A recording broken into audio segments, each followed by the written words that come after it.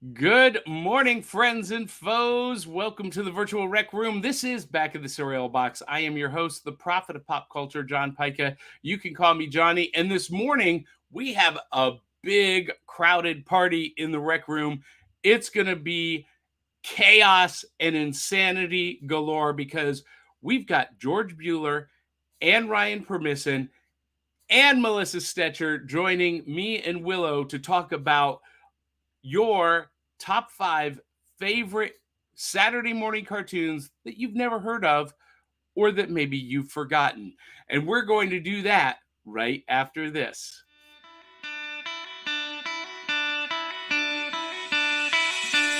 It's like Coca-Cola, Levi Strauss, Johnny Carson and Mickey Mouse. The first star was James Dean. Elvis Presley, yeah, he's still the king. Some things are only imitatable. You can't beat an original. Oh, you can't beat an original.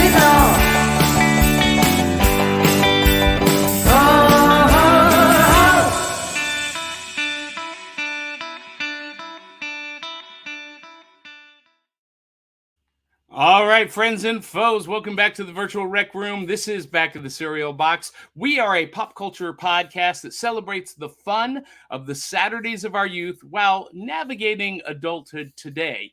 And who am I?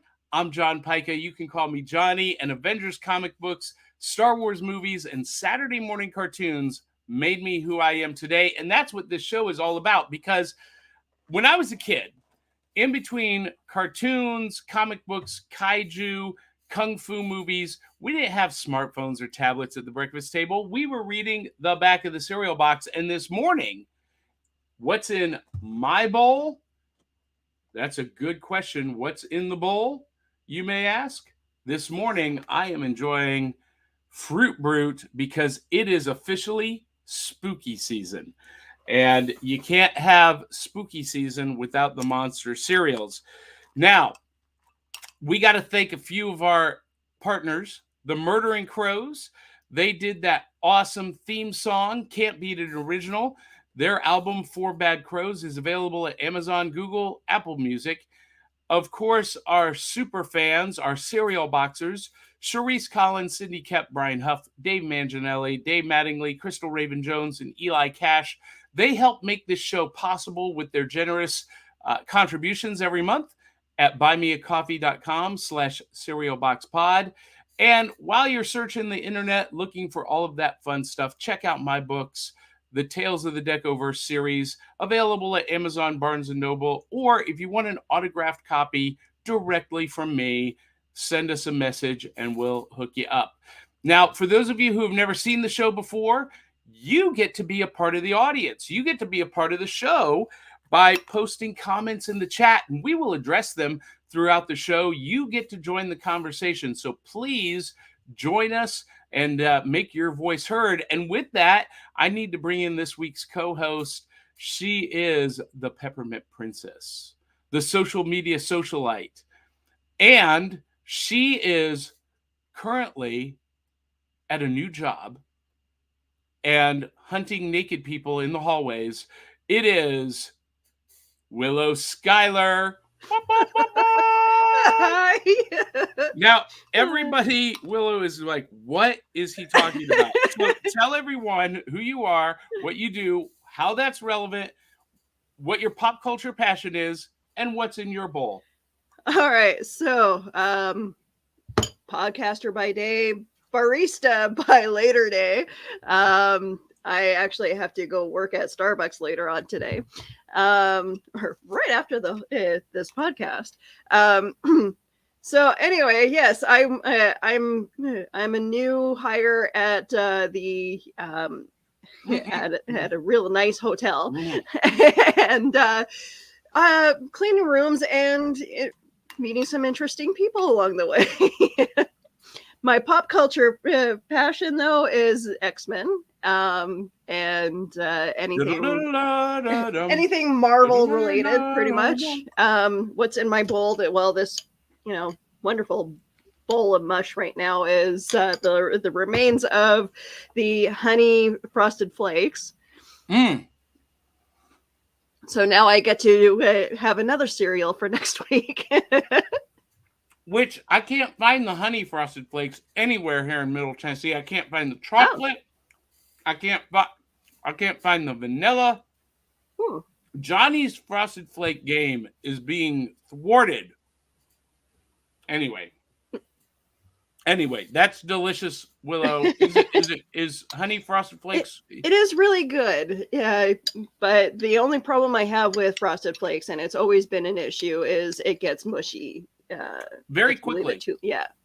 The best tasting cereals get soggy super fast. Yeah. I don't know what that is. Like the worse they taste, the longer it takes for them to get soggy. Like grape nuts, 45 minutes later, it's still gonna break your teeth. Anyway, we need to welcome returning co-host. It's been a month since she's been with us. It's hard to believe, but she is nerdy, curvy, and tattooed, and we love her to death. She's looking gorgeous this morning. It is Melissa Stecher. Whoop, whoop, whoop, whoop. Melissa, are you in a little bit of a different spot this morning, or just turned to a different angle? Like right after this, I have client meetings. So I'm like, I'm not about to move the desk. I'm just going to drop the curtain. I like the curtain, though, kind of pinned up there. Yeah. And that kind of is cool. I like that. But you're going to drop it for your client, the important meetings. I'm going to drop it for my organizing meetings. Yeah. I feel like that's a little distracting. So. All right. Tell everyone who you are. We've mentioned Hopeful Simplicity, what you do, what your pop culture passion is, and what's in your bowl. Okay. So I'm Melissa Stecher.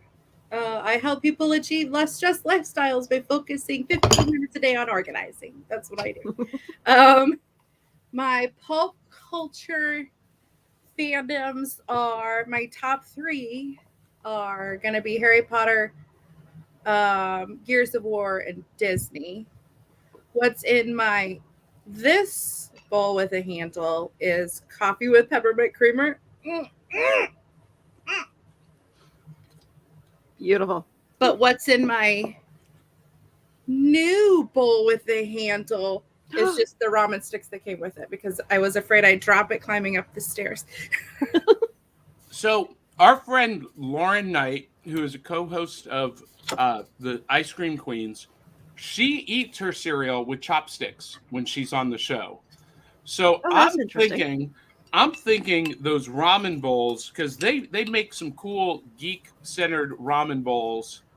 Yeah, I'm thinking I need to get some, and I'm going to learn how to use chopsticks instead of a spoon. We love them. This is now the 4th one in the collection. We don't need 4, but we use them all the time. Like, this is our nighttime cereal bowl. This is just like, So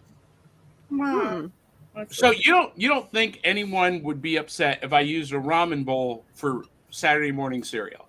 Absolutely not. Look, I'm going to use this bad boy for coffee. I mean, like, mom-sized. It has a nice slot for the spoon to sit in. It does. Right there, John. So could I put a spoon in there? Yes. It's where the ramen bowls come with the chopstick hole. Uh-huh. So the spoon could totally fit. Like, you know what? I know what new loot I'm going to be showing off next week. We've got a box lunch here at Opry Mills Mall, and I've got a free Saturday today.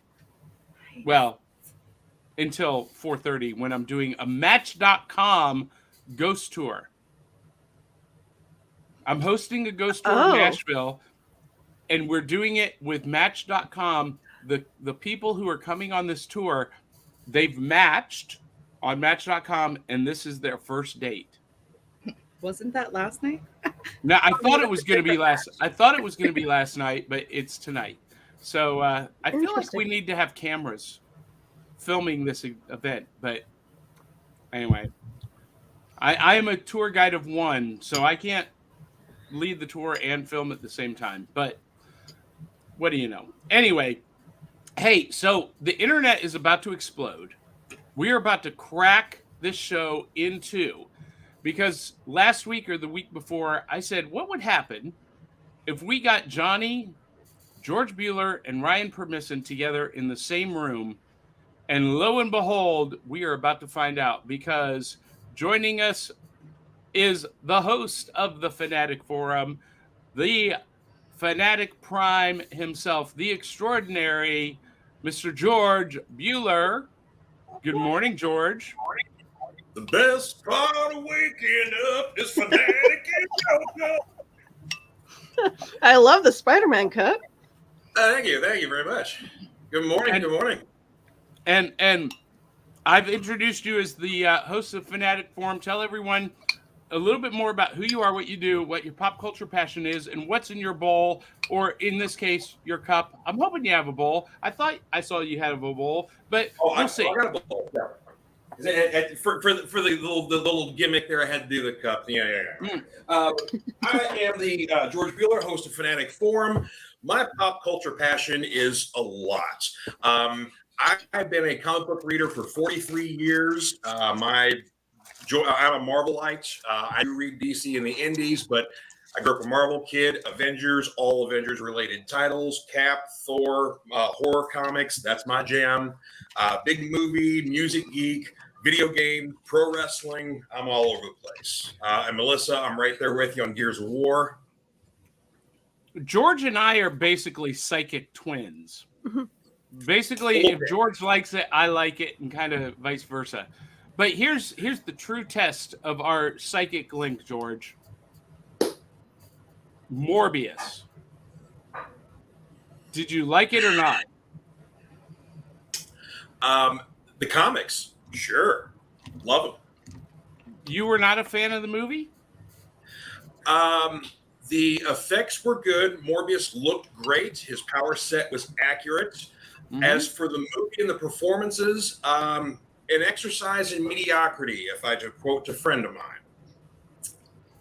See, I loved it. I thought it was a lot of fun. I liked it almost as much as Lost Boys. I would put it in the top of the middle. Lost Boys is the gold standard for me. John Carpenter's Vampires is at the bottom for me, and because I don't like that movie, and Morbius is in the top of the middle. Anyway, see, I agree with you on Lost Boys. Lost Boys is fantastic, wonderful movie, fun, watch it all the time. Morbius wasn't fun for me. It was just kind of for me, it just plotted. The villain wasn't interesting. Jared Leto kind of fell flat for me for his performance. He just seemed like he was really into being crippled. He wasn't into being emotive. So yeah, I wasn't impressed with it. Movies go, I'm kind of like the down and dirty, gritty kind of guy. So John Carpenter's Vampires, I love that movie. I'm a big Carpenter fan. From Dusk Till Dawn, love that movie. See, Near Dark, one of the best vampire movies ever.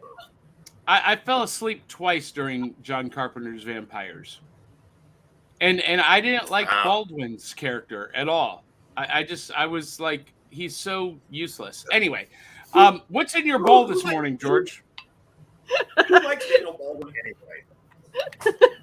What's in my bowl? Well, I'm going to get a little bit truthful here because normally we celebrate a lot of the sugary cereals as a kid, but I always loved the quote-unquote healthy cereals. My wife makes fun of me, says they're old man cereals. So what's in my bowl? Right here, some Quaker Simply granola, baby. This is the good stuff right here. Listen, there's nothing wrong with that at all. That is delicious, tasty, fun right there. And the granola cereal, like the grape nuts, is going to stay crispy for quite a while. It does not get soggy fast. Yeah, and what I like to do is have just a suggestion of milk in mind. So there's like a little bit of moisture in there, and that's about it. Said moisture. I don't like that at all. All right, so we are about to break the internet all hour long. We are about to break the internet because our next guest is going to run at 100 miles per hour and is going to give us all a minute to just relax, let him drive for half a second, enjoy our breakfast cereal, because by the time he's done, we'll be done and ready to carry on with the rest of the show. He is the host of, and I quote, the co-host of Comic Book, The New Class, and the man, the myth, the legend behind It's Nerd Culture. He is the one, the only, Ryan Permison. Ryan, tell everyone who you are, what you do, what your pop culture passion is, what's in your bowl. I know you completely reject the premise of the show, D-Barty. So you're on and go.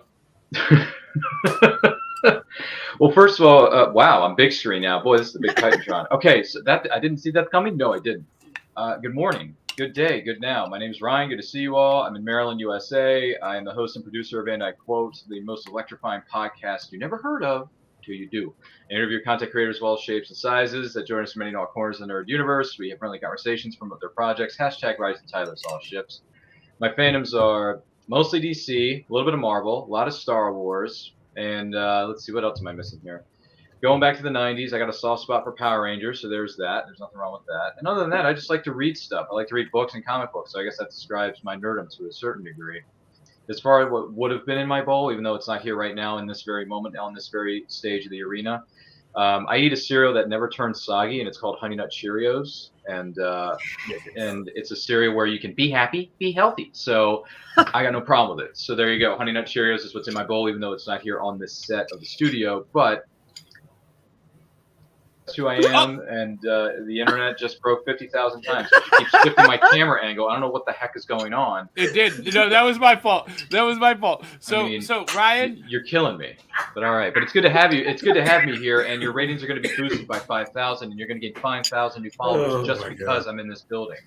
that could happen. Listen, if anyone wants to know how to promote Thank you. podcasting and welcome. shows on social media, Ryan Permison is a master of it.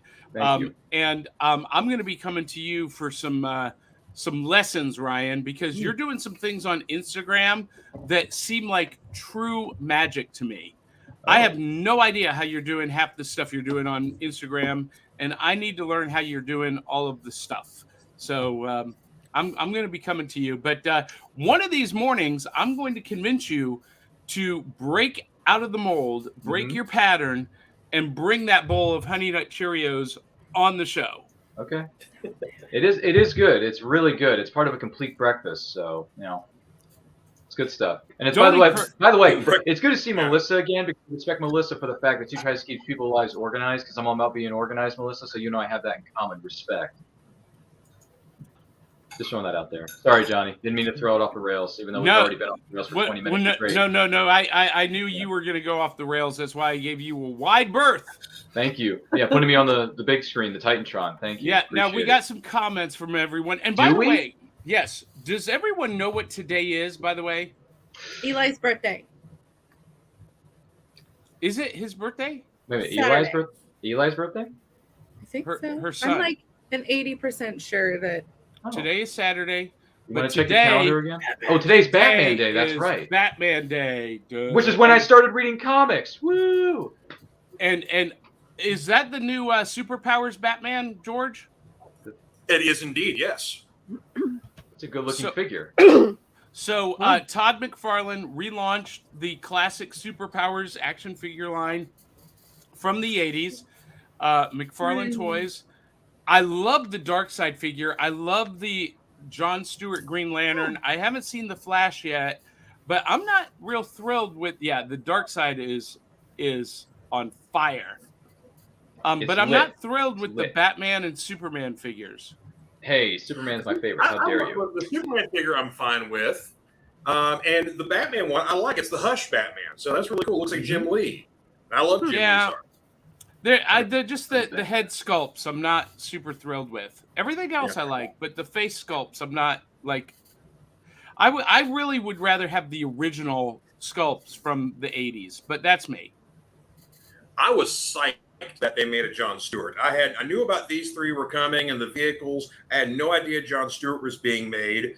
Aside from, I have not seen the Flash either, and apparently there's also the Batman who laughs. They also made him. I have not seen him either. That's wave 2. It's still coming. But yeah, love those. And for my Batman Day celebration, I pulled the card game Almost Got Him. You basically play as the characters. Nice. And you play a game of cards and recreate that episode of Almost Got Him from the Batman animated series. Good and episode. Batman Love Letter. Oh. Melissa, you are a frequent board gamer with your family. Have you played Love Letter? It's supposed to be one of the quickest, easiest games to play. And it completely confuses me. I have no idea how to make it work and play it. So I did get a new game though that I will not be playing with my son. what did you I get? might be playing with my son. It's NF. What is it called? NSFC. Yeah, not safe for children. Got it. I was trying to think of the acronyms because we use a lot of acronyms on this show. So I'm like, well, what should we say and what shouldn't we say? Oh no, I say things that Johnny cringes at all the time. That's Pretty why. much. Yeah, Pretty he cringes much. all the time. Pretty much. It's true. It's true. So, hey, we got some comments from the audience. Curious Idealist, Angel Love says, good morning, Pocket Friends. Good morning. And admit it, Angel, the only reason you're watching this morning is because Melissa's back. I know how you are. Mercy says, hello, Mercy. Dave Mattingly, our super friend Cereal Boxer, says, good morning, Cereal Box Prizes. Good to see you, buddy. And he says, because Ryan and George and Melissa are back with me and Willow, that this show has too much awesome. It really does. Really does. And Dave adds, George, get me pictures of Spider-Man. Pictures? What? Picture. No. And Dave does not agree. Dave Mattingly does not agree with my assessment of John Carpenter's Vampires. Ooh. He says it is at the top for me. I'm just not a fan. Maybe I need to watch that movie again. No, you stick with your opinions, Johnny, because here's how I am. It's turning out the things you don't like, I super love. So now I'm like, ironic. no, I'm going to go back because I do like that show. Ironic. Well, no, and it's not that I don't like it. I like just about any kind of vampire movie. It's just in the pack of vampire movies, it's at the bottom for me. At the pantheon, yeah. But if I were to be given the choice to watch John Carpenter's Vampires or The Notebook, I'm taking John Carpenter's Vampires every day. Okay. Okay, good. Thank you. Yeah, you had a concerned look there, George. Odd comparison, but George is like, wait a minute. Well, because that is the range of movies in my house. Okay. So my wife does not like anything science fiction, comic book, geek, nerd centric at all. Really? Yeah. So I'm sorry. So dude. I feel bad. I kind of. So either I'm watching movies by myself, or I'm watching something that she wants to watch because that's what you do when you're married. So, well, it is about compromise in marriages. That much I do know. Yes. Have you all seen Warm Bodies?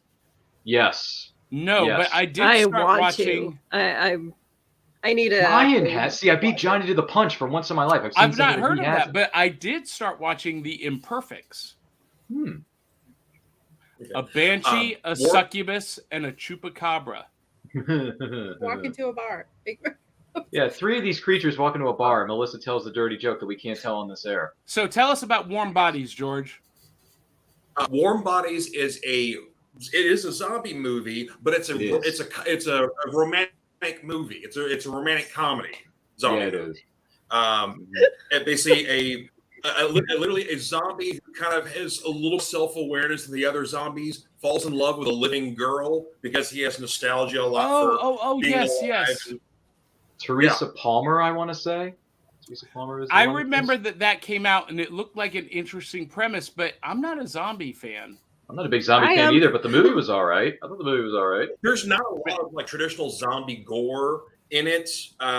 It's a very different as the zombie movies go, but it's more Nicholas Hoult is the main character.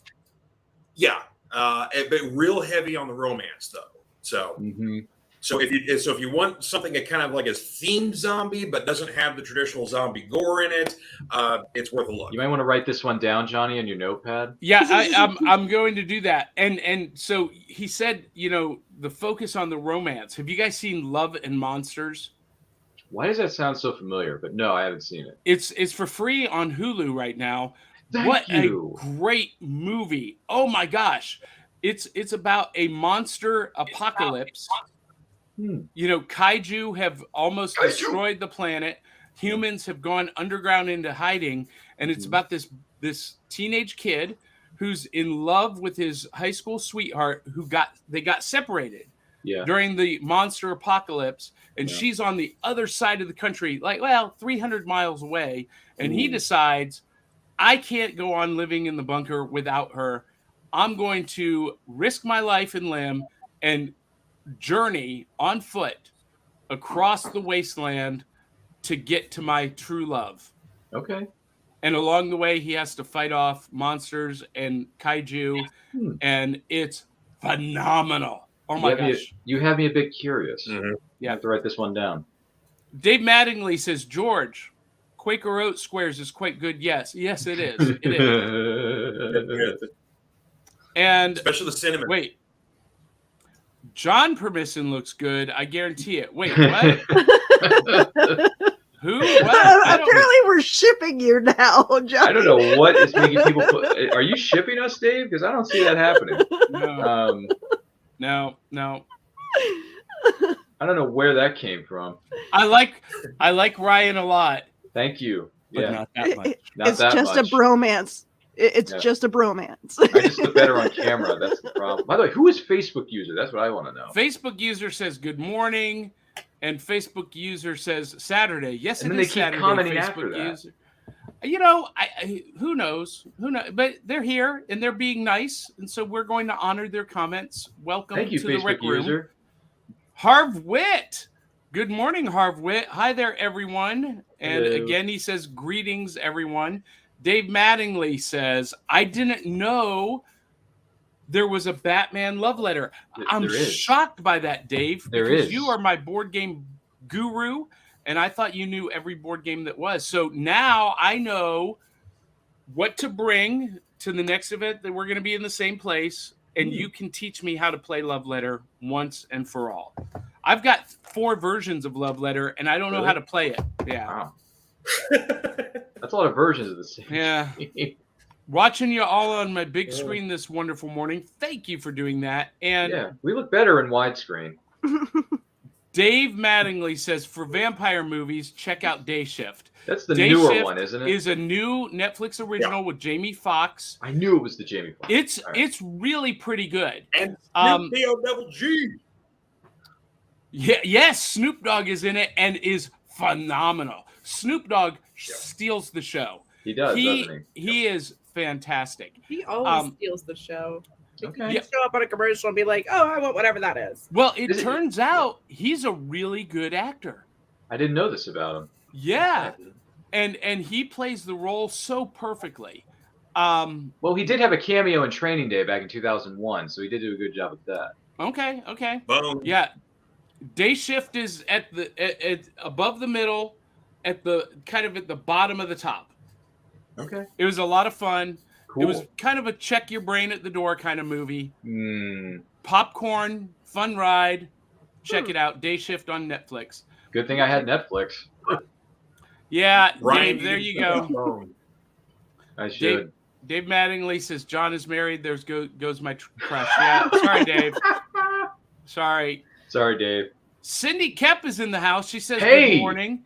That is an awesome, tacular, nerdy person. CKOEPP.com for your next great read. There you go, Cindy. Hashtag always promote your friends. And she says one of the Facebook users is me. She finally got her name to appear. And the other one is our Jamie friend Hill. from Clubhouse, voiceover artist extraordinaire, yes. Jamie Hill. What's going on, Jamie? Why can't you see me? We can see your comments, just not you your can't name. see me. What are you playing, peekaboo? We all can see you.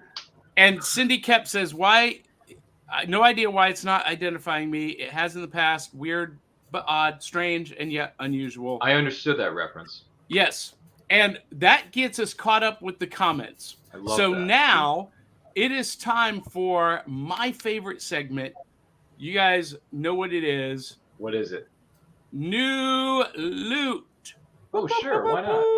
Yeah, that's Because a fun segment. look, I am of an age where at the breakfast table we were reaching into the breakfast box, the cereal box, and pulling out the new loot, the prize. And while everyone else is gathering theirs, I got this a couple of weeks ago. I completely forgot about it. I got this maybe a month ago, and I saw it sitting on the shelf in my office. I was like, oh, I forgot to show this off on the show. George, are you ready for this?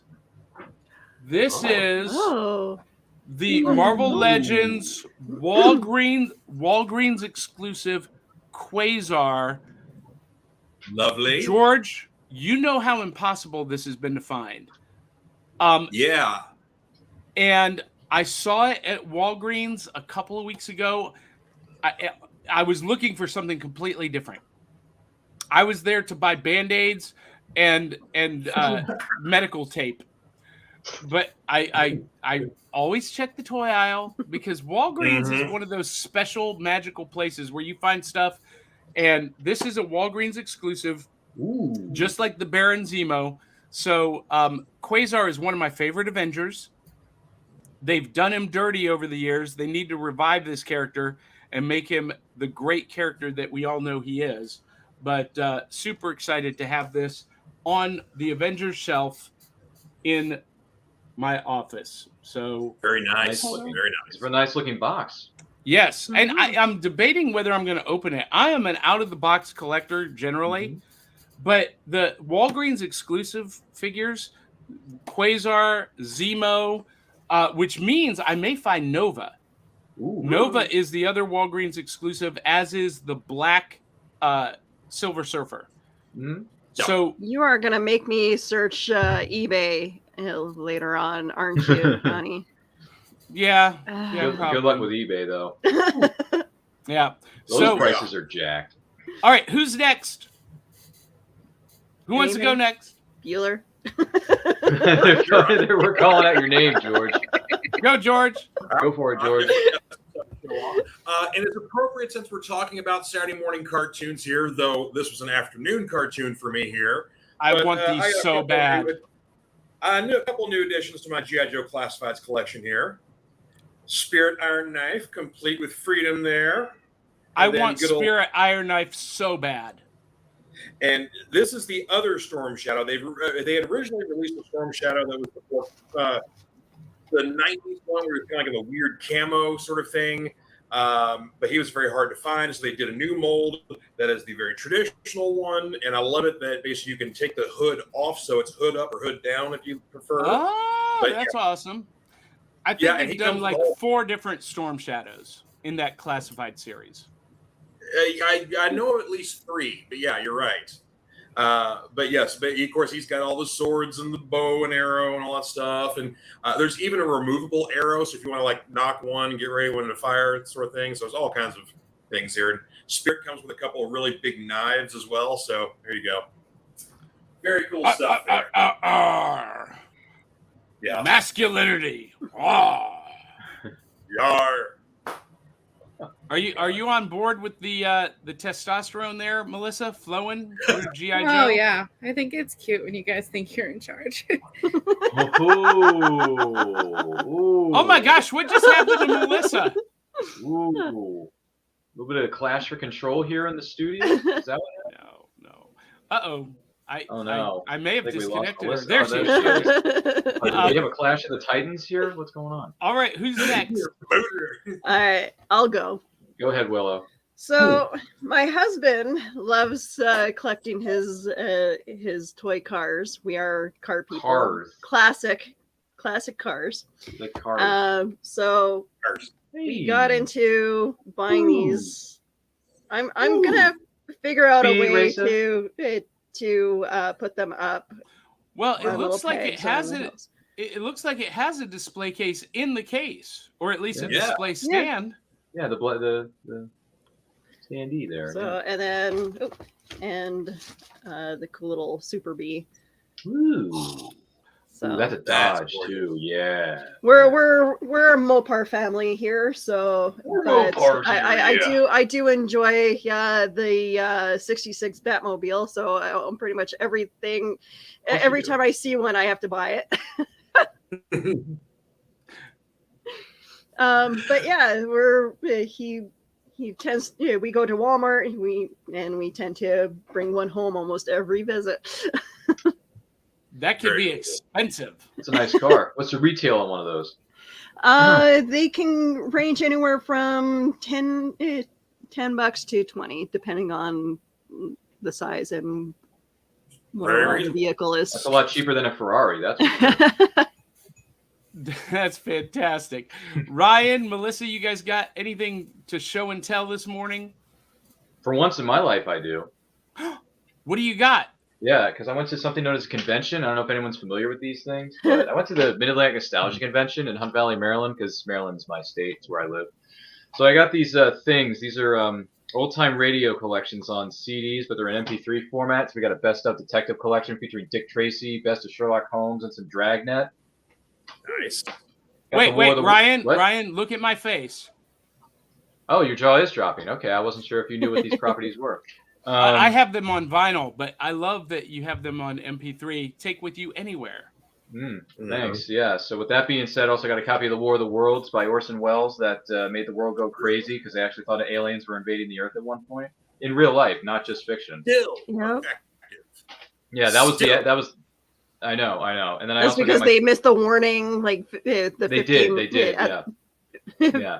Yeah. And then I also got my favorite character in his radio show format, 238 episodes in MP3, The Shadow Knows. There you go, there's The Yes. Shadow, featuring Orson Welles and company, because he was the voice of this character in the radio show days. So there's a bit of a theme here, if you don't know. By the way, I'm going with this, Johnny. I do have a few more if you want to see more, but yeah.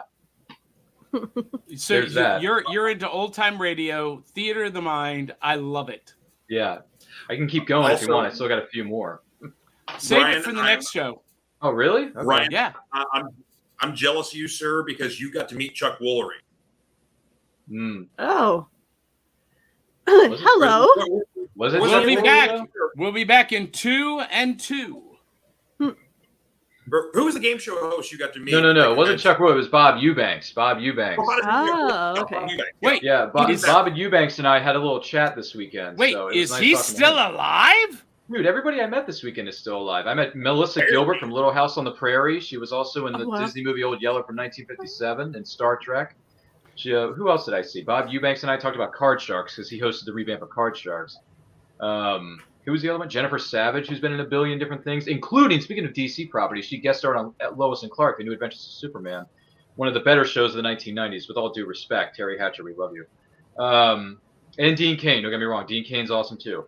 But some of us had a crush on Terry back in the day. And then who else did I see while I was there? Who was the other one? DeBarty has a restraining order out against her for Dean Cain. Yeah, From sure, Dean for Cain. sure. And then who was the other one? It's killing me right. Oh, Beverly. Was it? Yeah, Beverly Washburn. She was in Old Yeller. She was on an episode of the George Reeves Superman show back in the day. Okay, now you're just bragging. Well, But yeah, I met those 4 individuals this past weekend, as long as getting all the new loot that you just saw. So that's where I found it. Mid-Atlantic Nostalgia Convention in Maryland. Look it up. It's every September. I need to come to that. You should, because it has all the old-time radio stuff. It's got all the things from the 50s, 60s, and 70s. So you Ryan, gotta come down there. I need your help. Because Yeah. here's the thing with me and conventions, Mhm. I never know about conventions until after they've happened. Yeah. So it's impossible for me to attend. Oh, see, I love that. I love that. That's the Shadow That's cool. magazine. From I had that. I may still have it. Do you still But, have it? Well, we had a flood in 2010, and I lost like 7,000 comics and a bunch of collectibles in the Aw. 2010 flood. So it's a whole thing. But Yeah. Melissa, you got anything to show off this morning? Well, I showed you my Batman bowl, Happy Batman Yes. Day. but I also picked this up. Oh, That's what she said. and you're not going to be playing that with the kiddo? No. No, that is an inappropriate But game I did for give children. him permission next time. So his birthday was earlier this month, and we had 17 each boys here. Oh, I was like, geez. next time you and your dirty little friends come over, you guys can totally be inappropriate and play my card game. That's fine. But I will not be playing with you because That's a little bit awkward. I'm a little bit awkward. Are you? You awkward? Get out of here. Goodbye. Now, Johnny is awkward. Melissa, you're like, yeah. I will have to say, Melissa, I love your hair, by the way. it looks fantastic this morning. Yeah, she's always looking her best. Is that a streak of silver? Yeah, that's the streak Ivy loves. I love that. My I- hairdresser loves it too. She's like, people pay for that. I was like, yeah, just cut my hair. It's great. You got a bit of a Beautiful. what's the character in DC? You got a bit of a Silver Banshee thing going on. Or rogue. Or Rogue, sorry. I forgot we have Marvel lights in the studio, not just DC fans. I'm trying very hard to get my gray hair to cooperate. So you can turn yourself into Rogue? Hey, Well, I'm loving looking that for one. the silver sable. Oh, look. Silver Sable, excuse me. Love Which is Silver Sable. Which is another Marvel character. Ooh, Willow, you would be great as a Silver Sable cosplay. Can you Yeah. do that, Willow? Got to do that. It's coming in, but it's slow. Look, Coming in look, slow. Willow, don't wait for it to come in. Just go get your hair done completely platinum. Just do it. I dare you. Do it, Willow. Okay, I Do will it. have to talk to a hairdresser to do that. It might cost a little bit of money because I have dark brown hair, and it'll turn orange. Jamie Hill hit us with a bunch of emojis. Emojis. Heart, smile, Wolf. smile. Wolf. And what are those little I think those are wolves. foxes? Wolves? Foxes, wolves. Kitsune? What does it say? What the Guys, fox cats? say? Yeah, something No. like that. Yeah. Right, Melissa? What the No. fox say? That's what she said. Cindy Kep says No. her new loot is glow in the dark amigurumi ghosts and Ghosts and spiders. Okay.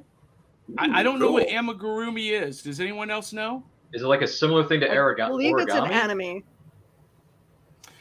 Now, we covered this at the beginning of the show, but Geek Out with Roscoe wants to know what cereal we are having this morning. Honey Nut And Cheerios.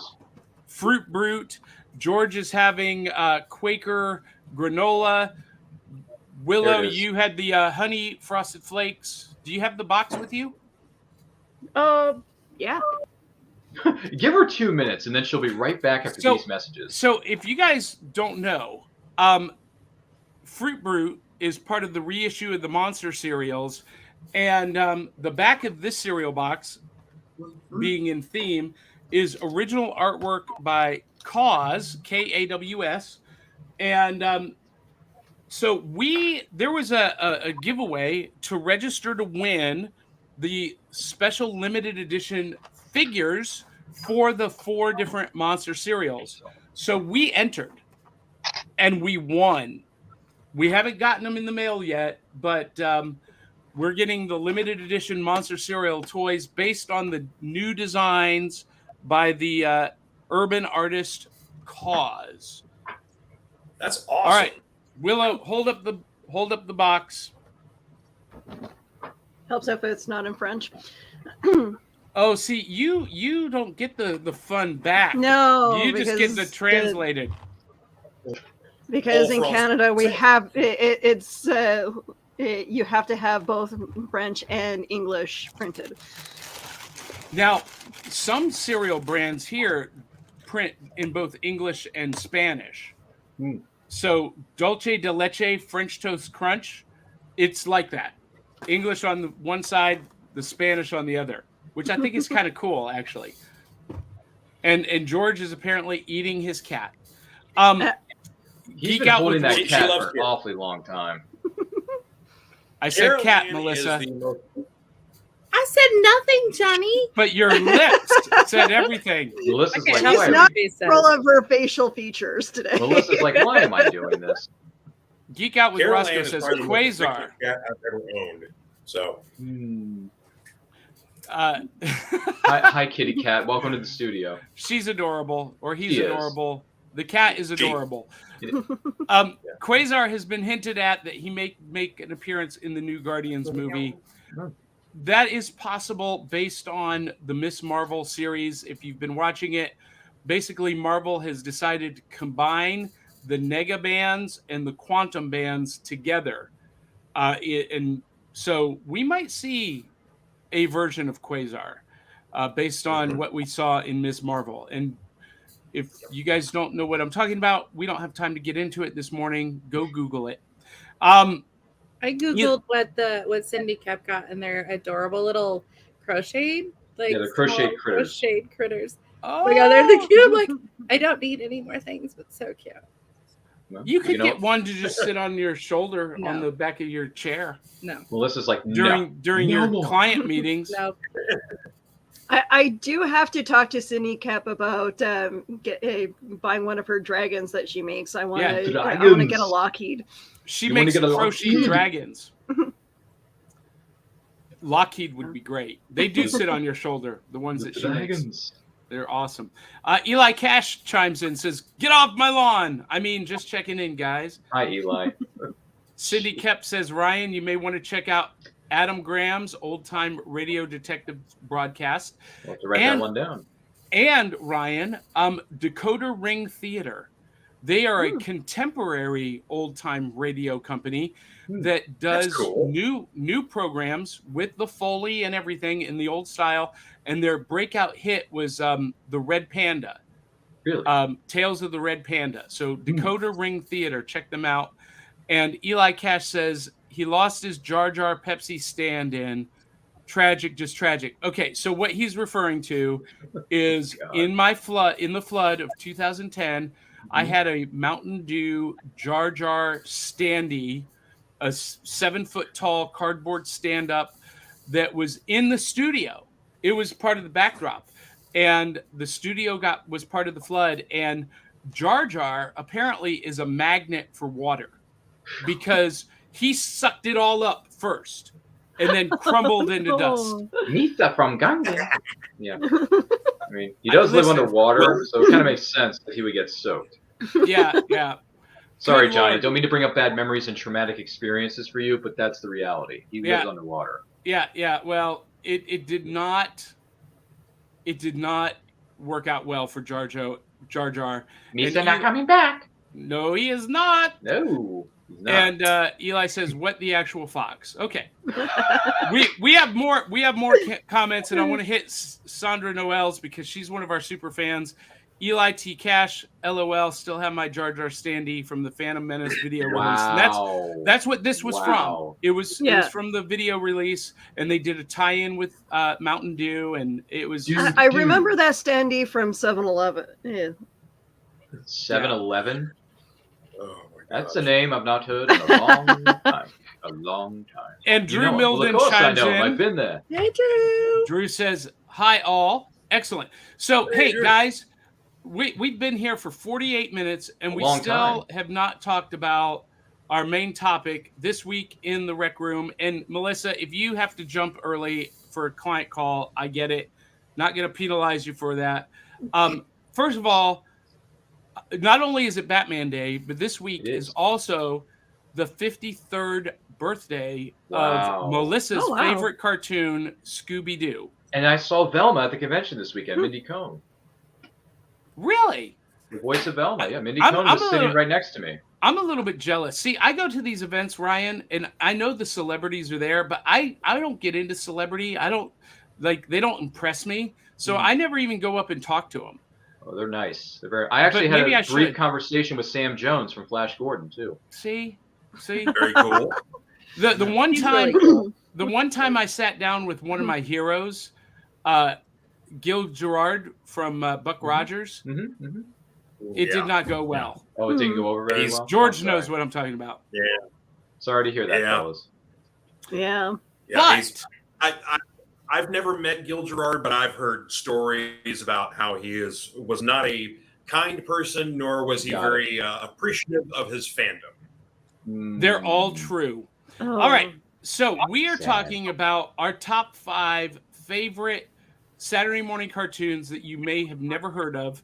And I asked all of our hosts this morning to do a little bit of homework and to send me some images of their favorites. And George and Ryan, our guests, they came through with flying colors. Willow and Melissa No. ignored Johnny completely. I'm so And- sorry.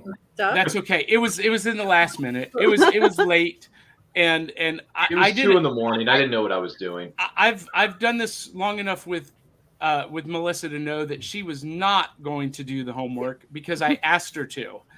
Basically, that's her. Something to text me. Other than that, it's cute. That's basically her MO. But a lot of images here, and these are in no particular order. These were my favorite, George's favorite, and Ryan's favorite.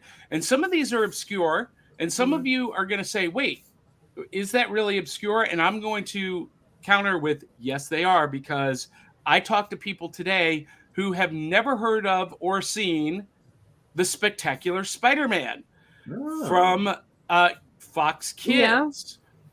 Yeah. This is, in my opinion, the best Spider-Man series ever made. My favorite is still Spider-Man and His Amazing Friends.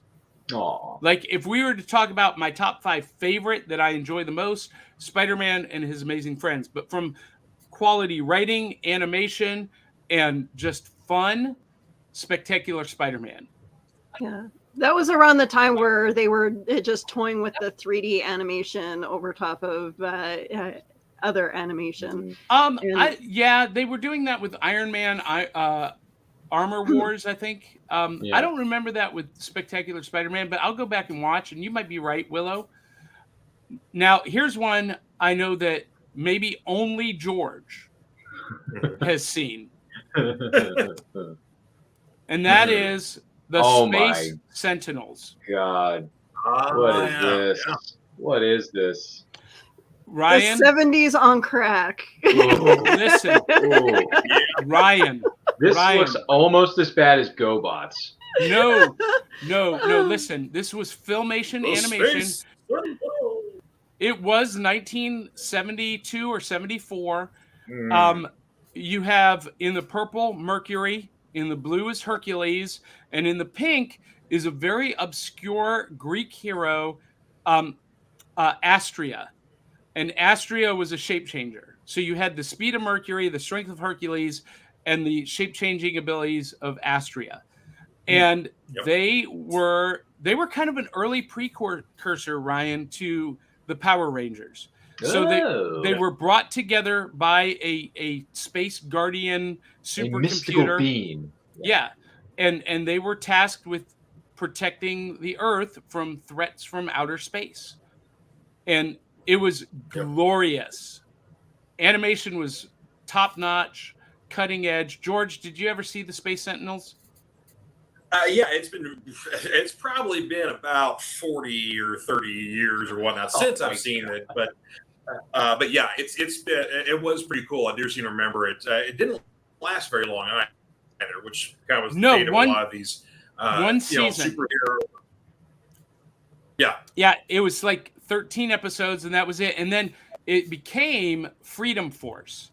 And I thought I had loaded an image for Freedom Force. Freedom Force took Hercules from this series, teamed him with Isis, Merlin, Sinbad, and the Super Samurai, and it was even better. Oh my God, it was so good. Yeah, I remember Freedom Force a lot more than I do Space Sentinels. Yeah, all of the episodes are available on YouTube, Ryan. You should actually check it out. I think you would dig it. Okay. Yeah. Now, George, I think this one is yours. Defenders of the Earth. Okay. Man. Loved this one back in the day. This was a spin-off from the Filmation Flash Gordon series. So there was a first series was the traditional Flash Gordon, and then they kind of fast forward to the future where you got Flash Gordon teaming up with Mandrake, the Magician, and the Phantom. And I can't remember who the black guy is on the left there. I can't remember. He was like, I can't. He's like a one-word name, but anywho, Lothar. Yeah, that's right. You talking about Lothar? Yeah. Yeah. And then, of course, in the background were all of their kids as well. So, but the interesting thing was that, like, the opening episode of this series, they kill off Flash Gordon's longtime romantic interest, Dale Arden, and then transfer her consciousness into a computer, and so she's like Dinah 5000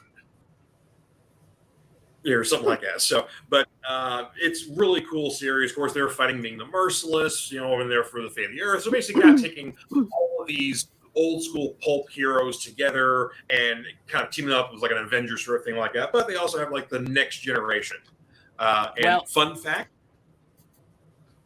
Go ahead. Fun fact. Fun fact, I've got to meet and interview Lauren Lester, who played the son of Flash Gordon, Rick Gordon, and of course later on would do the voice for Robin and Nightwing in the animated series. Also did the voice for Barbecue and G.I. Joe. And then also got to meet Diane Pershing, who did the voice for Dale Arden in the original Flash Gordon series, did the voice for Dinah 5000, and then also later on went and did the voice of Poison Ivy in the animated series. And George, you know this because you're a comic book fan.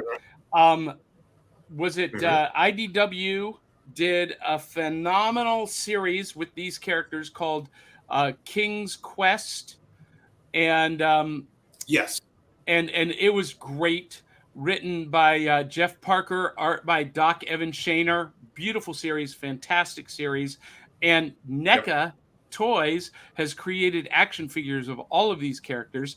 I have the Flash Gordon, the Phantom, and the Ming the Merciless. Still on the hunt for Lothar and Mandrake, but love Defenders of the Earth. I've never seen the Lothar or Mandrake figures at all. I have not seen the Phantom in the flesh either. I really want the Phantom figure from this line. That was the first one I got.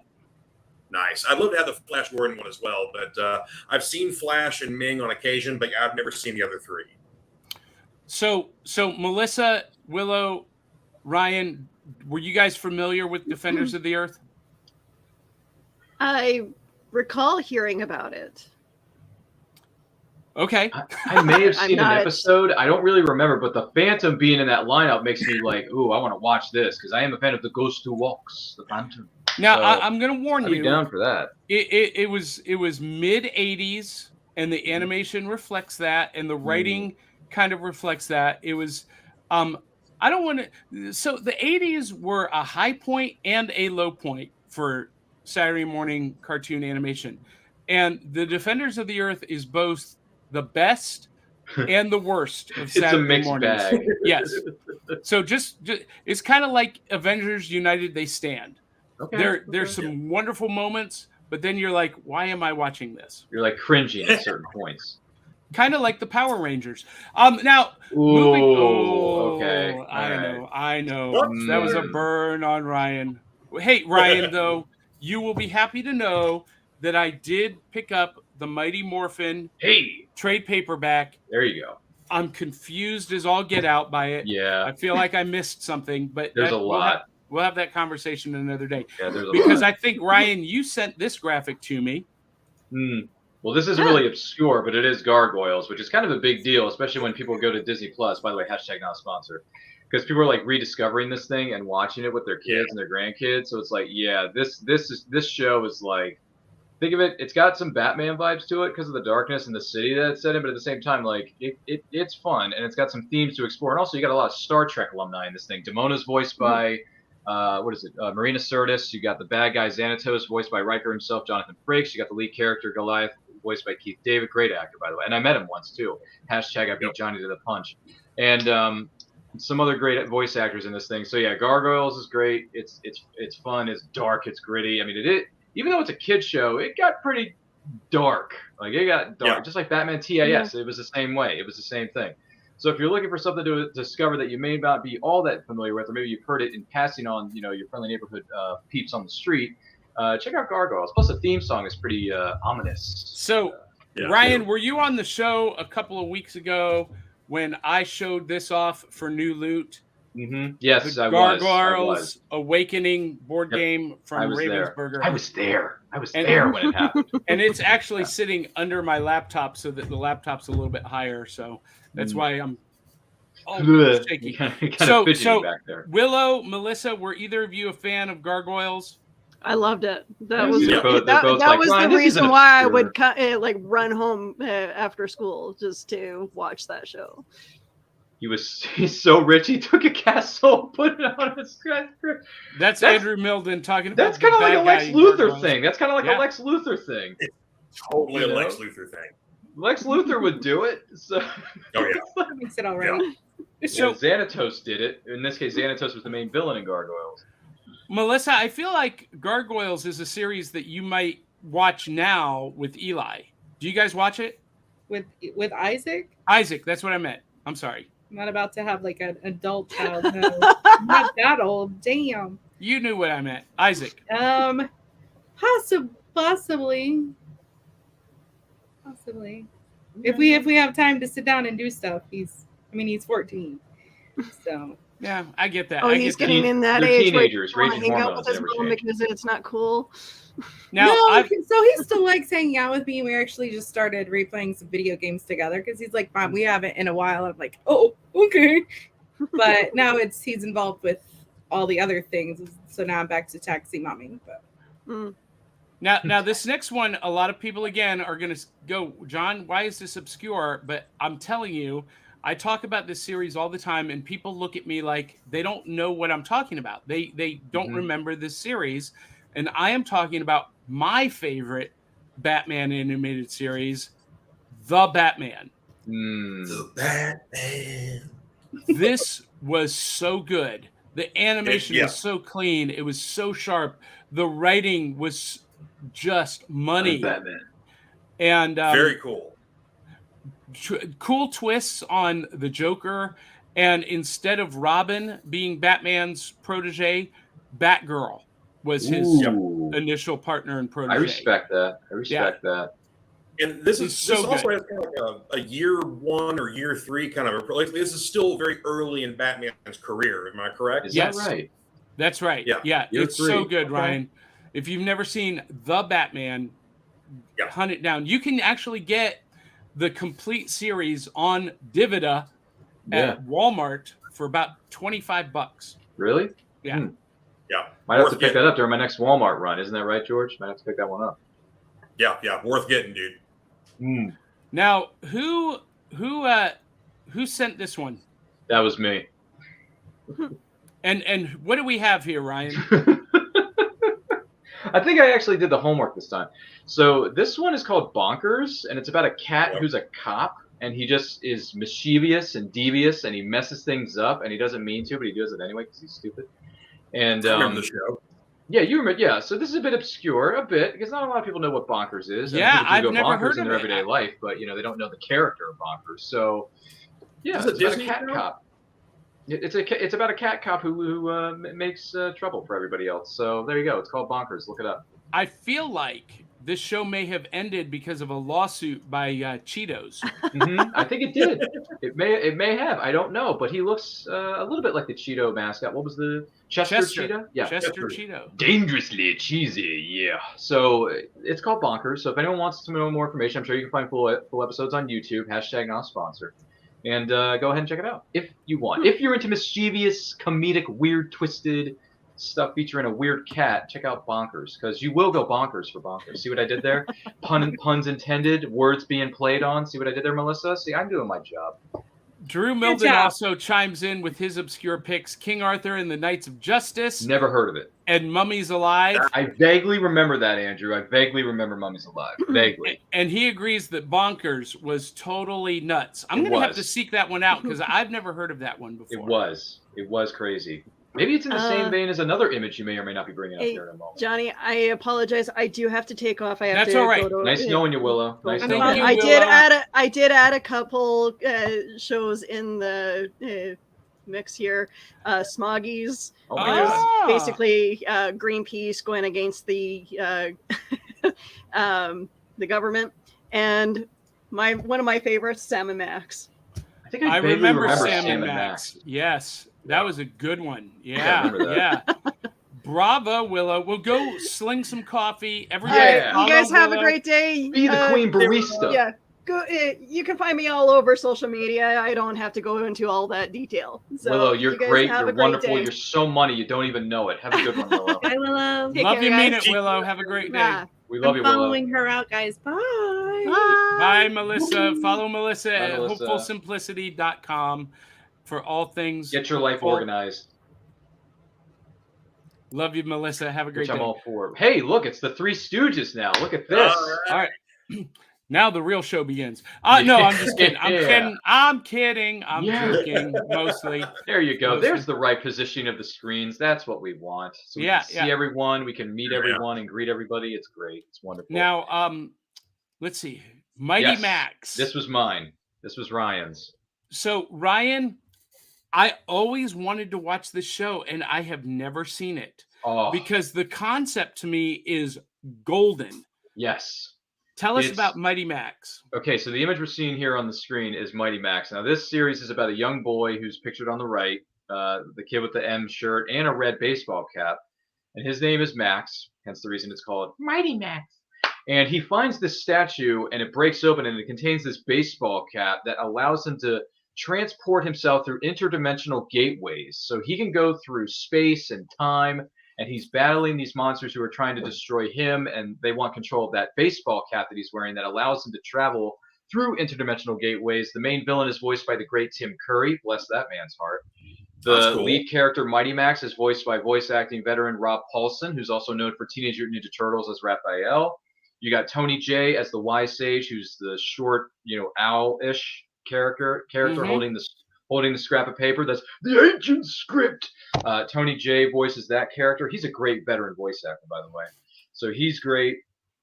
You got a couple of other actors thrown in there for good measure. I don't know who the female character is because I think she appears later on in the series rather than the beginning of the show. So I haven't gotten to that part yet, guys. I'm still rewatching it.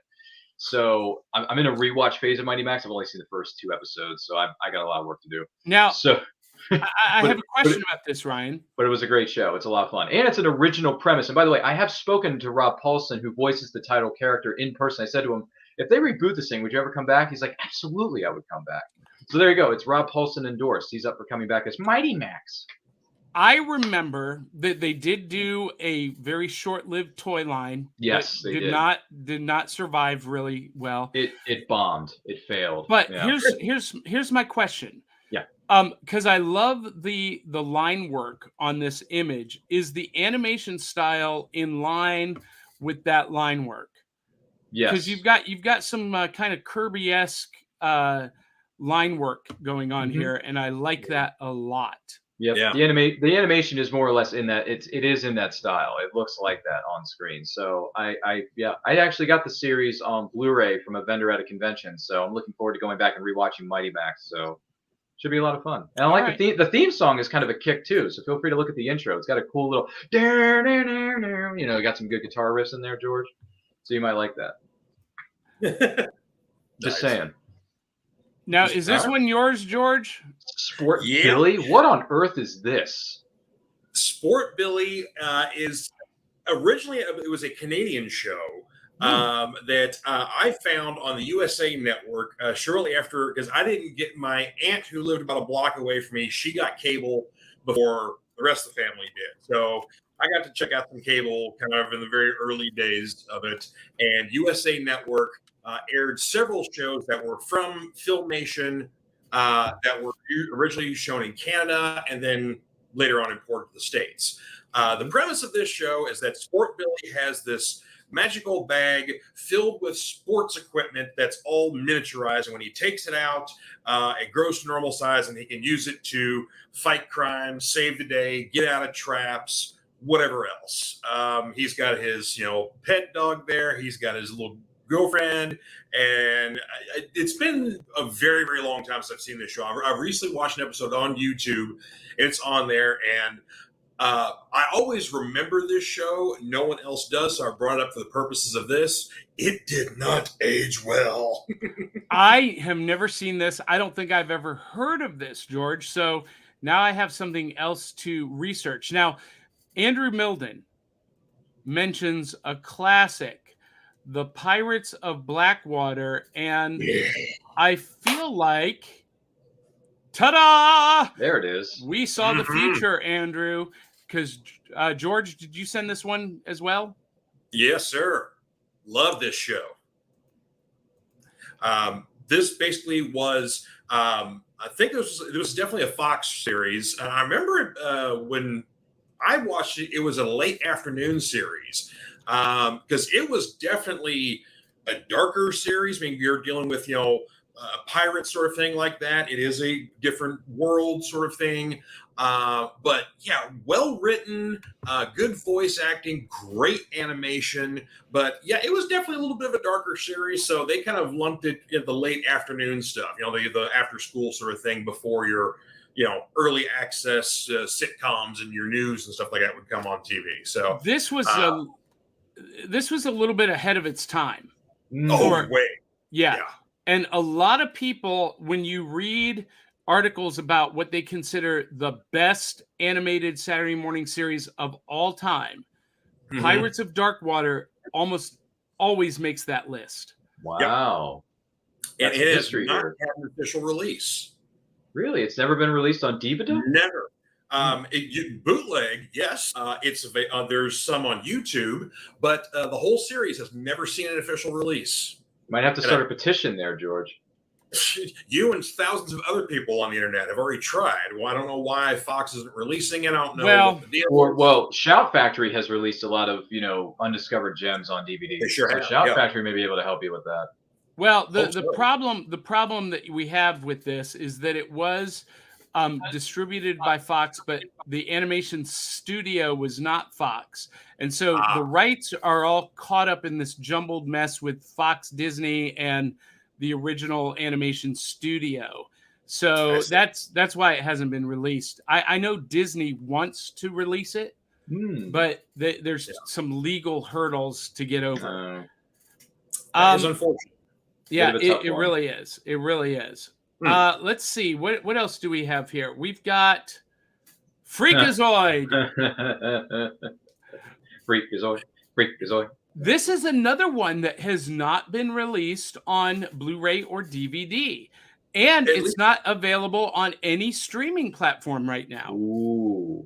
It has been released overseas. I think Great Britain, maybe Canada. I'm not 100%, but you are correct. It is not officially released in the States. I did pick it up at a convention. Someone was very kind enough to burn the entire series. So I see what you did there. Yeah. But this came out after we had like the Tiny Toon Adventures, and then we had the Animaniacs series, and then this was the next offering, the same season that also had the Pinky and the Brain spinoff series. This also came out. I always felt like Freakazoid was a spinoff of Animaniacs, or a sequel to. It sort of is. It is a definite ripoff of Mike Allred's Madman character.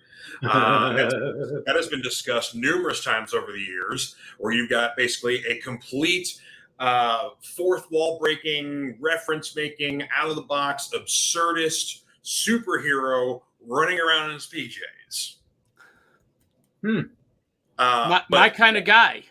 I mean, it's as you see in the background, you've got the character with the large brain there. That is his arch nemesis, the Lobe, who was voiced by the great David Warner. And I've never seen David Warner do a comedic series before, but he killed it in this. The cop at the bottom of the screen here was voiced by Ed Asner, and Ed kind of like deadpans his delivery throughout the whole series, and it's amazing. This is a cop who wants to do anything but police work. He would much rather go have a snow cone or go play some miniature golf or whatever else. And like, he's totally cool with the fact that Freakazoid is stopping all the crime because he'd rather go do these things. But it is an absurd show, weird, outdated references. The only animated series where you will see former basically a movie ratings president Jack Valenti talking about his cheeks, and I do mean his cheeks on his face. Yes. Yeah. It's like, I'm Jack Valenti, and these are my cheeks. Yeah, but just a tremendous hilarious show that has been vastly underappreciated. Yeah, Freakazoid. I love Freakazoid. Freakazoid. It was one of my all-time favorites. And we got a couple more comments here. I We watched just got- reruns of that. Yeah. Oh, so good. So good. I did. I watched Freakazoid, George. So I do understand some of the things you were saying. Not a lot of them, but because it's been like 30,000 years since I've seen it. Cindy But yeah. Kep says Captain Caveman is Never one of heard her of it. favorite. Captain Caveman. Never heard of it. Have you? Love it. Are you? You're not being serious. No, I'm serious. I never heard of it. Are you serious? Yeah. I'm Right. young, bro. I've been living under a rock. Captain Caveman was in the latest Scooby-Doo movie, Scoob, Oh, I have no desire to see played by Kevin Hart. Not Kevin Hart. the other one. Tracy You mean Tracy Morgan? Morgan. I have Yeah. no desire. I'm sorry. I have no desire to watch any Scoob stuff, like the modern day Scoob stuff. Like I will watch Scooby Doo and the Reluctant Werewolf, but I won't watch any of the stuff from like today's world, if you know what I mean. No, there's some gems out there, Ryan, and one of the gems is that they do a great riff on the Blue Falcon. Just Google it. Trust me. Sandra Noel says SWAT Cats Remember that one? from DIC Animation Studios, the same studio that brought you. Yeah, I think I may have seen SWAT Cat. I don't remember. Yeah. It was a afternoon remember. show. I remember syndicated Biker Mice show. from Mars, but Same studio. Same Okay. studio. same creative team. Got it. Yeah. And Andrew Milden adds Road Rovers. Drew, we should have had you on this morning with us because Road Rovers is another one of those ones. See, Ryan's like, what are we talking about? I have no idea what that is either. Rovers. That sounds familiar. It was Doesn't it ring was a bell. anthropomorphic dogs who rode motorcycles and drove cars and raced. It was like Fast and Furious with anthropomorphic dogs. Okay. Yikes. Ryan, All you right. would love it. It's right up your alley. You're a Turtles guy. I did grow up on Ninja Turtles, and I met Rob Paulson himself. I met Raphael. Yeah, so it's kind of that same vibe. Street Sharks, Oh, I remember Rovers. Street Sharks. Yeah. I remember and the Biker Mice from Mars, and the Cowboys of Moo Mesa. Yeah, all that in that too. same vein. Yeah, Cadillacs and Cowboys. dinosaurs. Love Cadillacs and dinosaurs. So, Ryan, you chose X-Men 92. It's kind of obvious, yeah. For someone Yeah. who grew up in the 90s, this was like on all the time, and the theme song is so iconic, it's hard to get away. And also, this was my introduction to, in a way, this was my introduction to the Marvel Universe of characters, including Spider-Man and the X-Men. Yeah, obviously not an obscure, not one that Not at people all. forget. Most people are familiar with this one. The one that most people would have forgotten is the successor to this show, X-Men Evolution, I like that one too. or Wolverine and the X-Men, which Yep. for me, those two series, X-Men Evolution, in my opinion, was superior Ooh, to this show, That is a X-Men hot 92. take. That's that a is bold a hot statement. take. Bold Well, statement there. For me, it all comes down to the writing and the animation. And for me, X-Men Evolution, the animation was so good, and the fresh takes Yeah, on the characters in did high like school was just really cool for me. I like the theme song for X-Men Evolution too. Yeah. Of course, Ryan, you're aware of the fact that coming next year to Disney Yeah. Plus will be X-Men X-Men 97. 97, yeah. And I'm excited. which- I'm looking forward to seeing it. Man, 30 years later, they're continuing a storyline that ended 30 years ago. That's just nuts. But then again, crazier things have happened. We saw a sequel to Tron with Tron Legacy. You saw a sequel to, what was the other one that aged like 40 years? Top Gun Maverick. Same thing. People wait 35, 40 years and they're like, yeah, let's do the sequel, even though it took us forever to make it. Speaking of Tron Legacy, Yes. Tron Legacy came out in 2010. yes, but it was still the early days of Mm-hmm. CGI face mapping, deep fakes. Uncanny Valley, yeah.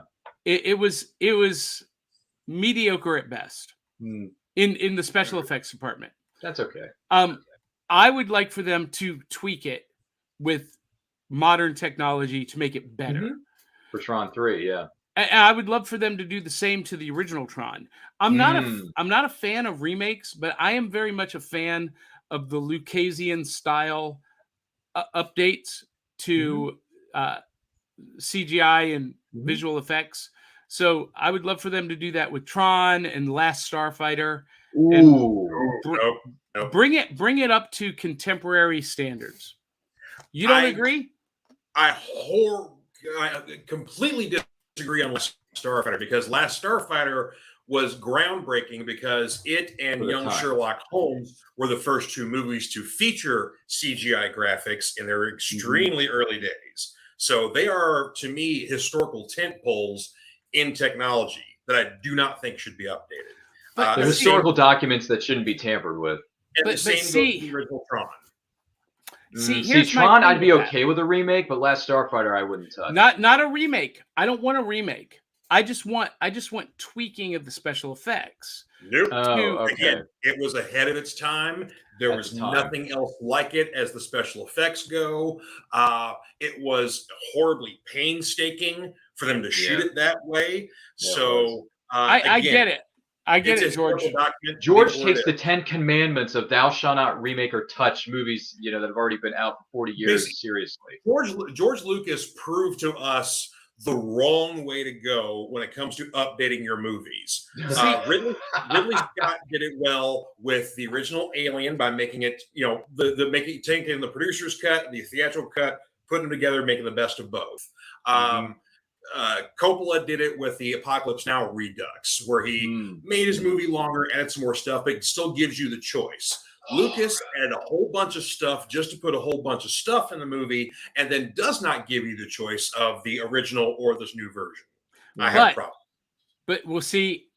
We're gonna have to agree to disagree, because Yeah. I Yeah. love anything that Lucas touched, and it's his baby, it's his property, and whatever he wants to do to it, I'm all for it. Now, one last one that was submitted, and I think this came from you as well, Ryan. Mm-hmm. Spider-Man. Once again, this is my 92. introduction to the Marvel Universe, which included Spider-Man and X-Men. Once I watched these two shows, I was like, oh, so this is a Marvel Universe. Okay. And these two shows, both X-Men 92, because we're getting a sequel to that next year with X-Men 97, respectively. Spider-Man the Animated Series in 94 was incredible. The theme song is iconic. The character. If you're going to make a show about this type of character, this is how you do it. Because in my opinion, nothing against Spider-Man and his amazing friends and some of the other earlier iterations of the character in animated form, this is the cream of the crop. Like, I would have liked the movies to have taken this. I mean, some parts of the movies that Sam Raimi did in 1 and 2, they did take this route. They got inspiration from it, I'm sure. But if you're going to make a Spider-Man overarching storyline for 4 seasons, I mean, granted, some things got a little bit, tangled up here and there. No puns intended, tangled web. See what I did there? But this show is in my opinion, because I did a rewatch of this a few years ago during the lockdown. This show is darn near perfect. Like, it nails everything about how he's dealing with being this superhero, why he struggles so hard with it, why he still does it despite his challenges that he faces every day, whether he's trying to be with MJ, whether he's trying to be with Felicia Hardy. And also you get Mark Hamill as the freaking Hobgoblin, okay? Yeah. This is gold, in my opinion. And the thing that ticks me off about Spider-Man in live action form, we've never seen the Hobgoblin. We've always gotten Green Goblin. I want to see a Hobgoblin. Give me my Hobgoblin. Give me Kraven give me Kraven the Hunter. Give me Kraven's Last Hunt. Like, give me Smythe as the creepy crawly, Octopussy kind of villain that you see in the background. Give me a very good iteration of the Shocker, because the one we got in the the Tom Holland version, that was cheap.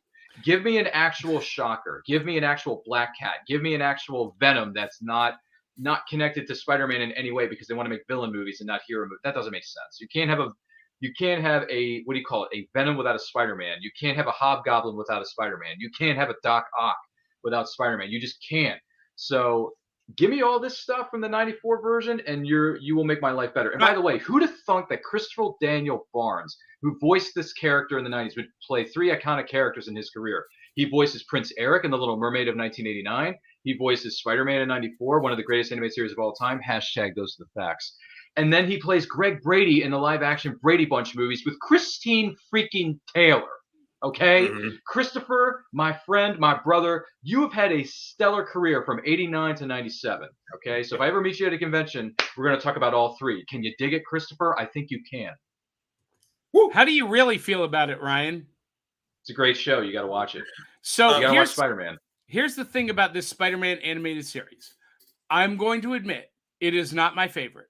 However, it is the truest adaptation of the comic source material ever, to the point that, you know, I think by the time this series came out, Mark Bagley was doing the artwork on Amazing Spider-Man, and he is the one who redesigned Smythe. And the animated series took his design and used it, because originally he was in a wheelchair and controlled a automaton, and in the series, you know, the spider robots that he worked for Kingpin. But in the comic, they made him more of a spider, the Spider Slayer, and this animated series took that design direct from the comics. All of these characters are 100% comic book accurate. And that was the thing you got with the X-Men series as well. Every single one of them was comic book accurate. And, you know, for movie studios who are watching us, there is definitely something to be said for comic book accuracy. And I think Kevin Feige has kind of figured this out a little bit, because the MCU has become more and more comic book accurate as we've gone. And the current She-Hulk series is maybe the truest MCU adaptation of the source material to date. Strong words. Strong words. And also, back to the Spider-Man series, Ryan, do you remember who performed the theme song? Was it Ron Wasserman who did the theme song for X-Men and No, Power Rangers and all that? He may have written it. He did not perform it. Oh, who was it? The performer was Aerosmith guitarist Joe Perry. Oh, I'm sorry. I was thinking of something else. But yeah, you're right. That was that theme song was Spider-Man, radioactive Spider-Man. Yeah, it was so good. And he's using like a Peter Frampton kind of vocoder for the vocals and whatnot. So it sounded very it's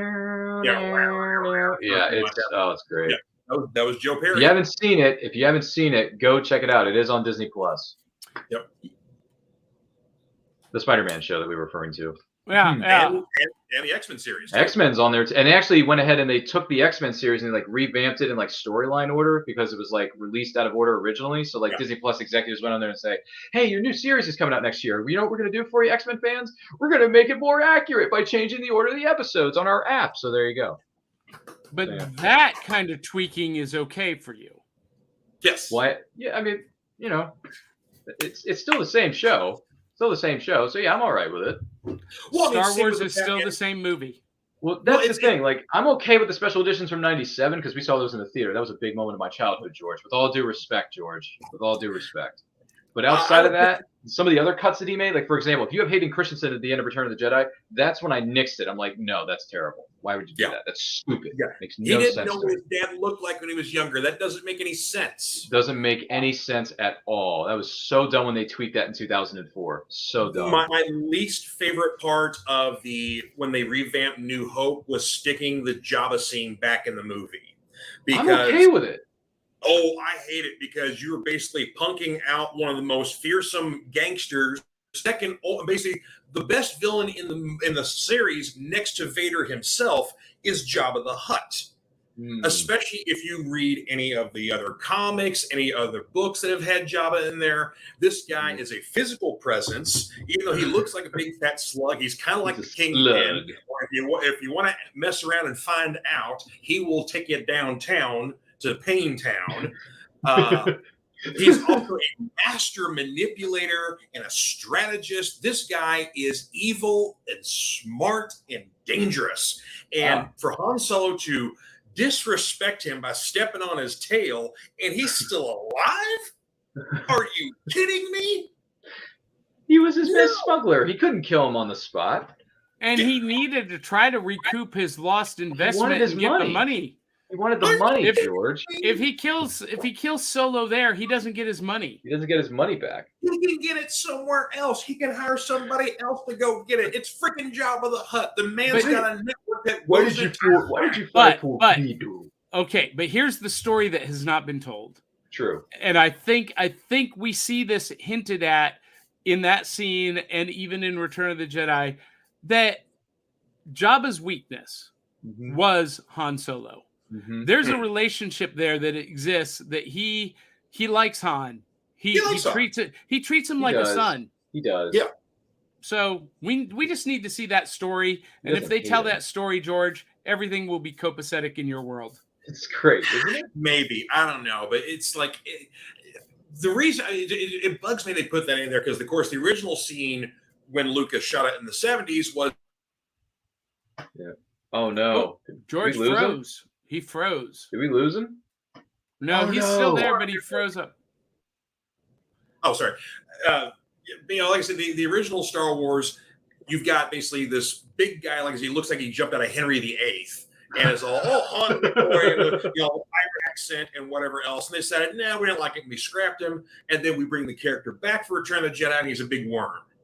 And so there you go. But and the only reason why they did the whole stepping on his tail thing is because there's a point where Han is walking behind him, and the way they had the CG set up, like, well, I guess he's going to step on his tail, so he's going to go. Do It you was think I dumber- had a choice? It was dumber. It was dumber than the Flash tripping in Justice League, and that was pretty cool. And that Listen, was George, I got a nice, easy charter now. I'm going to pay you back plus a little extra. I just need a little more time. It'll be all right, That's George. awesome. It's going to be okay. No. I'm going to pay you back with a little bit of extra. So for those of you who are still watching, this episode started out talking about cartoons and has devolved Now it's morphed into a Star debate Wars about Hey, Star Wars. listen, which means it may be Batman Day, but next week the debut of Andor is going to drop, so it makes sense. that's There you right. go. So that means that the next episode that you guys are on together with me, we need to have a Star Wars Battle Royale. Do it. I'm in. I'm going to be watching Indeed. Andor every week too, so I'm going to be watching Andor very closely. Very cool. Very cool. Well, you know what? So let's put it on the calendar right now. When Andor wraps, let's do an after series recap Yes. with the three of Cool. us. Yes. I'm totally That's- down for it. I'm watching every episode every week. All right. And Very cool. You know it's a 12-episode series, right? It is 12. It's not 8. It's Mhm. 12 episodes, Johnny. Yeah. And She-Hulk is 9 episodes. So Yeah, we're 5 in. yeah, I love that series. The only thing I don't like is that I got to wait 7 days in between Yeah. episodes. Nah, It's And hey, at least we what- get 3 episodes on the first day that Andor drops, so that's a good little package deal right there. Yeah. Okay. And What- Johnny, what's in the box? What's in the She-Hulk box? Oh, well, we're not going to spoil it for anyone who hasn't seen it yet. You need to watch this episode 5, because according to Sources. sources, next episode is going to introduce that character. So Mhm. episode 6 is that episode. And those of you who have no idea what we're talking about, can't help you. You'll have to watch She-Hulk and find out for yourself. Got to get on that at some point. It's good. It's good. The CGI could be a little bit better, but it's a TV show. It's not a major motion picture. I'm gonna let it slide a little bit because the writing and the characterization is so good. But I'm cool with it. yeah. George is just happy to be alive, and he's happy that we're getting all this great stuff every week. So he's happy. That's exactly how I feel. Yep. Listen, I am of an age that if you had told me that I was going to have a weekly She-Hulk series, who is my favorite Marvel character of all time, Wow. I would have said you were crazy. And now we have so much content, it's hard to keep up with it all. Yeah, it is. Everything is awesome, and nobody's happy about it. Well, except for us. But you read the internet comments, like the whole kerfluffle over the Ariel casting for the Little Mermaid movie. I mean, come on, people. We're not going to get into that because I don't want to get into it. But it amazes me how trollish fandom can really be. We're here to enjoy ourselves. Yeah. Enjoy the ride. Celebrate what you have, because we won't always have it. At some point, we will go back to the dark times. Yeah, I know. I'm right there with you, Johnny. I mean, I'm not going to go too into it, but just seeing the videos that people post, like, parents showing their little girls the trailer when they see Ariel for the first time. It's someone that looks like them, so maybe has hair like them. And these little girls just light up. I mean, come on. How can you hate on that? Yeah. They do. But anyway, we are way over time. We got to Way go. over time.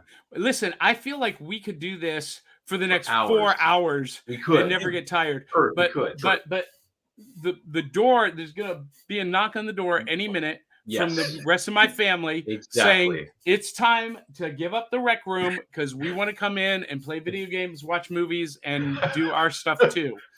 So I got to go. To attend to. Yes, that's right. And I've got to get to the local comic book shop. I've got things to do. So, but Ryan, how can people follow, find, and support you? Oh man, what a great day, right? What a great day to be a nerd, isn't it? So listen, really I'll tell you to you straight. Thank you for having me. That's the first thing I want to tell you. Second of all, I'm grateful for you guys as my friends. And thirdly, you can find me on Twitter and Instagram at RyanRPM5. I host and I quote every Saturday, 12 p.m. EST, which means I'm going to have an episode in less than an hour and a half from now. So I'm excited to talk with Rob Multeri of Lone Wolf Comics, who wrote the hit series Night Wolf. That's going to be a lot of fun to talk about. Wolfpack, brother. Wolfpack for life. So, granted, that's a wrestling reference, not a Night Wolf reference, but I digress. So, check us out there and follow me on Instagram, Twitter and Instagram at RyanRPM5. Tons of things are going on. So, follow me there. Check out my link tree, links to all the stuff, all the great things. And also, everyone here is so money, you just don't even know it. Like a big bear, man. So, thanks for having me, and I'll catch you on the flip side. And Andor drops next week, so get excited, Star Wars fans. Star Wars is back, Jack. George, people can find you and follow you where? If you want on Facebook, I'm at George the Fanatic. On YouTube, it's Fanatic Forum. Please join me Fridays at 7 o'clock Eastern live. We basically talk all things geek, much like the Back of the Cereal Box Network here. All are welcome to the table. Want to hear your comments, your questions, your suggestions, all that good stuff.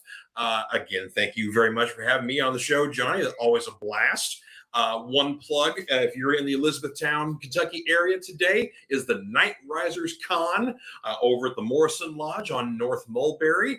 It's a one-day con from 1 o'clock to 8 p.m. There's vendors, there's trivia, cosplay, and at 7 o'clock, we got a zombie walk going on. So it's going to be a good time. That's today? That's today. Oh, I wish I were there. I wish I could make it. I've got a Match.com ghost tour tonight. Otherwise, I would come up there and spend my afternoon with you. And that's so cool. That's how I met my wife, was on Match.com. Oh, that's awesome. What? That's awesome. What? Yeah. Oh, well, that's great. So speaking of which, George. I love that. No pun intended. Would you happen to be free next Saturday? Would you be up for a drive down to Nashville to go be a correspondent for Back of the Cereal Box for the taping of Impact Wrestling? Victory Road pay-per-view?